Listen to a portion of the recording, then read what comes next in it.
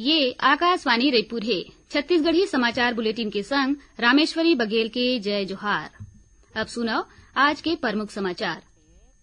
प्रधानमंत्री ह किहीन की सरकार समाज के विशेष वर्ग के अपेक्षा सब्बो वर्ग बर बैंकिंग प्रणाली में समानता के लक्ष्य है। छत्तीसगढ़ विधानसभा के शीतकालीन सत्र काली ले शुरू होही। 17 दिसंबर तक चलैया ये सत्र में 5 बैठका होही।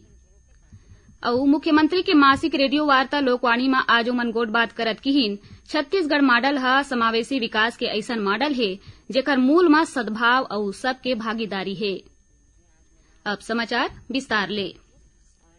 प्रधानमंत्री नरेंद्र मोदी ह किहीन ही की गरीब और मध्यम वर्ग के फायदा बर पाछू 7 बछर में वित्तीय प्रणाली के विस्तार करेगे है और कतकोन सुधार घलो लागू करेगे है। प्रधानमंत्री ह किहीन की सरकार समाज के विशेष वर्ग के अपेक्षा सबो वर्ग बर बैंकिंग प्रणाली में समानता लाने के इच्छुक है। नई दिल्ली में आज बैंक जमा राशि बीमा भुगतान कार्यक्रम में ओमन किहीन की सरकार ह हमेशा जमाकर्ता मन के हित ला प्राथमिकता दे है। ओमन किहीन की सरकार ह जमाकर्ता मन में विश्वास जगाए बर जमा बीमा राशि बढ़ा के 5 लाख रुपया कर दे है। ओमन किहीन है कि ये ह वित्तीय प्रणाली में बहुत बड़का सुधार है। सरकार के उद्देश्य है कि वित्तीय सशक्तिकरण के संग सामान्य लोगन के हित में सुधार करके एला नवा ऊंचाई तक ले जाना है। अनुसूचित जाति और जनजाति मन पर अत्याचार की स्थिति में सहायता बर काली ले एक ठन राष्ट्रीय हेल्पलाइन नंबर शुरू करे जाही। केंद्रीय सामाजिक और न्याय अधिकारिता मंत्रालय डहार ले शुरू होइया ये हेल्पलाइन के उद्देश्य अनुसूचित जाति और जनजाति मनु पर अत्याचार रोकथाम अधिनियम के तहत उचित कार्रवाई करे जाना है। 24 घंटा काम करिया ये टोल फ्री हेल्पलाइन नंबर 14566 हवे। ये सेवा हिंदी अंग्रेजी के संग राज्य और केंद्र शासित प्रदेश मन के क्षेत्रीय भाषा में उपलब्ध रही। छत्तीसगढ़ विधानसभा के शीतकालीन सत्र काली ले शुरू होही। 17 दिसंबर तक चलैया ये सत्र में 5 बैठका होही। सत्र के पहले दिन दिवंगत सदस्य मन ला श्रद्धांजलि दे जाही। उन्हें ये सत्र के दौरान वित्तीय काम के संग आने सरकारी कार्य मन ला घलो करे जाही। शीतकालीन सत्र में धान खरीदी समेत जनहित ले जुड़े आने विषयों पर गोटबात करे जाही। नेता प्रतिपक्ष धर्मलाल कौशिक सत्र ला महत्वपूर्ण बतावत किहीन कि भारतीय जनता पार्टी के पूरा तैयारी है और जनहित के मुद्दा ला सदन में उठाए ले पाछू नहीं हटी। मुख्यमंत्री भूपेश बघेल के मासिक रेडियो वार्ता लोकवाणी के आज 24वां कड़ी के प्रसारण होइस। ये कड़ी में ओमन नवा छत्तीसगढ़ और न्याय के 3 बछर विषय में प्रदेशवासी मन ले गोटबात करी। मुख्यमंत्री किहीन की छत्तीसगढ़ में लोगन मन 3 बछर में होए बदलाव ला न सिर्फ तीर ले देखिन बल्कि अपन जीवन में घलो बढ़िया अनुभव करत हैं। ओमन किहीन की राज्य सरकार ह ऐसे योजना बनाईस जेकर ले आदिवासी अंचल के संगे संग मैदान क्षेत्र के लोगन के घला भला हो सके। ओमन किहीन है कि अब तक 22 लाख हेक्टेयर ले ज्यादा जमीन आदिवासी और परंपरागत निवासी मन ला दे जा चुके हैं। श्री बघेल किहीन की छत्तीसगढ़ मॉडल ह समावेशी विकास के एक ऐसन मॉडल है जेकर मूल में सद्भाव और सबके भागीदारी है। छत्तीसगढ़ बीते 3 बछर में ये साबित करके दिखाई से कि यहाँ के लोगन मन सिर्फ अपन राज्य में ही नहीं बल्कि जम्मो देश में नवा और सही सोच के संग काम करिया लोगन के रूप में पहचाने जाही। छत्तीसगढ़ में पुनर्योजी विकास की अवधारणा ला नवा दिशा दे और यही क्षेत्र में अगवा राज्य बनाए के उद्देश्य ले राज्य ग्रीन काउंसिल के गठन करे जाही। काउंसिल के अध्यक्ष मुख्यमंत्री भूपेश बघेल होही। वहीं कृषि मंत्री रविन्द्र चौबे, वन मंत्री मोहम्मद अकबर और मुख्यमंत्री के सलाहकार प्रदीप शर्मा उपाध्यक्ष होही। काउंसिल में सदस्य सचिव और तकनीकी सलाहकार के संगे संग 12 सदस्य नियुक्त करे जाही।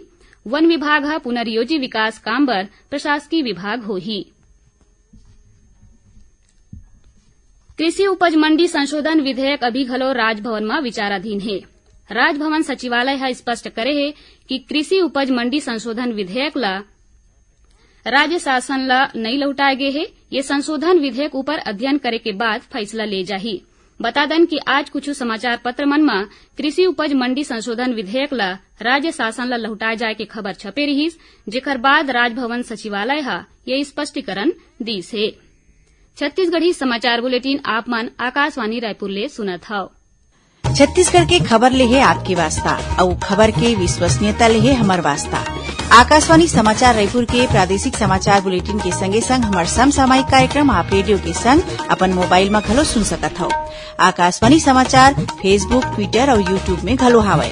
हमार फेसबुक पेज हरे Chhattisgarh news on AIR, Twitter handle CGAIR news और हमार यूट्यूब चैनल हरे छत्तीसगढ़ AIR न्यूज।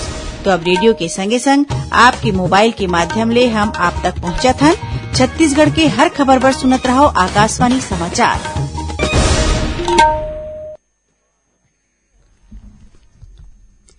देश भर में टीकाकरण अभियान के तहत अब तक 132 करोड़ 93 लाख ले ज्यादा कोविड रोधी टीका लगाए गए हैं। केंद्रीय स्वास्थ्य मंत्रालय के अनुसार पाछू 24 घंटा में 89 लाख ले ज्यादा टीका लगाए गिस। एती छत्तीसगढ़ में कोरोना ले बचाव बर अब तक 2 करोड़ 88 लाख 43 हजार ले ज्यादा टीका लगाए गए हैं।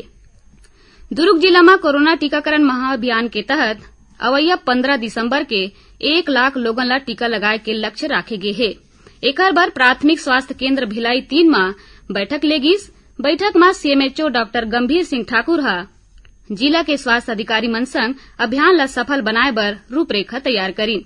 एकर तहत जिला भर में घर घर दस्तक अभियान चला के लक्ष्य ला पूरा करे जाही। ऐसने कोरिया जिला में अवैया 20 दिसंबर के टीकाकरण अभियान चलाए जाही। कलेक्टर हा बताइन कि अभियान चला के ही टीकाकरण के लक्ष्य पूरा हो सकही। यही बीच छत्तीसगढ़ में काली कोरोना संक्रमण के 40 नवा मामला आगू आए हैं। प्रदेश के 18 जिला में काली कोरोना के एको मरीज नहीं मिलिन। हाल में प्रदेश के पॉजिटिविटी दर 0.19% है। ओती ओमिक्रॉन लक्षण ला देखत महाराष्ट्र के सीमा ले लगे राजनांदगांव जिला में अलर्ट जारी कर दे गए है। CMHO डॉक्टर मिथिलेश चौधरी हा बताइन कि जिला के सीमा तीर में कोरोना के जांच बर आने टीम तैनात कर दे गए है। अमेरिका में भारतीय दूतावास शिकागो और उत्तरी अमेरिका छत्तीसगढ़ एसोसिएशन यानी नाचा के अगुवाई में जनजाति गौरव दिवस मनाएगिस। ये मौका में नाचा के सदस्य मन आदिवासी नृत्य के संगे संग छत्तीसगढ़ के पहली स्वतंत्रता सेनानी शहीद वीर नारायण सिंह के जीवनी ला प्रस्तुत करीन। नाचा के संस्थापक दीपाली सरावगी हा बताइन कि नाचा के उद्देश्य छत्तीसगढ़ के संस्कृति ला अंतर्राष्ट्रीय स्तर में नवा पहचान दिलाना है। मुंगेली जिला में जिला स्तरीय युवा महोत्सव के आयोजन करेगिस। कार्यक्रम के शुभारंभ स्थानीय विधायक पुन्नूलाल मोहले हा दीप जला के करीन। ये मौका में श्री मोहले हा कहीन कि प्रदेश के कला, संस्कृति और पारंपरिक खेल मन ला बढ़ावा दे के संग एला संजोय बर युवा महोत्सव के आयोजन करे जावत है। ये कार्यक्रम ला युवा मन ला आगू बढ़ा के मौका मिलही। ओमन कहीन कि युवा मन के प्रतिभा ला आगू लाने बर ऐसन कार्यक्रम के आयोजन होते रहना चाहिए। जांजगीर चांपा जिला के जैतपुर हसौदा सरसीमा रद्दा में महानदी ऊपर बने पुलिया क्षतिग्रस्त होए के सेती मरम्मत होए तक पुलिया ले गाड़ी के अवई जवई ला बंद कर दे गए है। फिर ये रद्दा में अवैया जवैया भारी गाड़ी मन बर बिर्रा भटगांव के बीच बने पुलिया ले जा सकत हैं। अब थोरकुन समाचार सार में। जांजगीर चांपा जिला में मालखरौदा थाना के रबीली गांव में कुछ लोगन मन लाठी डंडा ले सरपंच के हत्या कर दीन। हत्या के बाद गुस्साए ग्रामीण मन चक्का जाम करके नाराबाजी करीन। घटना के सूचना मिलते मालखरौदा पुलिस घटना स्थल पहुंच के जांच शुरू कर दी। और कबीरधाम पुलिस रायपुर और जबलपुर रद्दा में एक ठन ट्रैक्टर ले 3 कुंटल ले ज्यादा गांजा जब्त करी से जब्त गांजा के अनुमानित कीमत 60 लाख रुपया बताए जावत है। आखिर में प्रमुख समाचार एक घाव फिर। प्रधानमंत्री हा कहीन की सरकार समाज के विशेष वर्ग के अपेक्षा सब्बो वर्ग बर बैंकिंग प्रणाली में समानता के लक्ष्य है। छत्तीसगढ़ विधानसभा के शीतकालीन सत्र काली ले शुरू होही। 17 दिसंबर तक चलैया ये सत्र में 5 बैठका होही। और मुख्यमंत्री के मासिक रेडियो वार्ता लोकवाणी में ओमन गोट बात करत कहीन छत्तीसगढ़ मॉडल हा समावेशी विकास के ऐसन मॉडल है जेकर मूल में सद्भाव और सबके भागीदारी है। एकरे संग छत्तीसगढ़ी समाचार बुलेटिन यही सिरावत है। जय जोहार।